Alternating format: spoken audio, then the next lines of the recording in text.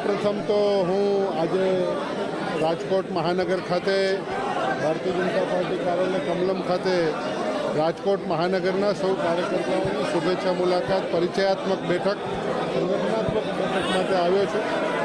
યુવા મોરચાના કાર્યકર્તાઓ ખૂબ ભાવથી અને પ્રેમથી સ્વાગત કર્યું છે. રાજકોટ ભાજપ મહાનગરના કાર્યકર્તાઓએ પણ ખૂબ ભાવથી પ્રેમથી સ્વાગત કર્યું છે. અને આજે આખો દિવસ સૌ વિવિધ શ્રેણીના બેઠકો વિવિધ શ્રેણીની અંદર અલગ અલગ તબક્કાની અંદર કાર્યકર્તાઓ સાથે વડીલો સાથે બધા સાથે એક બેઠકનું આયોજન કર્યું છે અને આ એક સહજ પ્રક્રિયાનો ભાગ છે.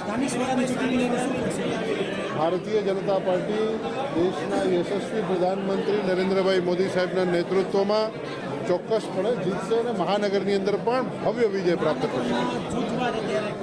ભારતીય જનતા પાર્ટી એક છે, કાર્યકર્તાઓ સૌ એક છે અને ભારતીય જનતા પાર્ટી જીતવાની છે.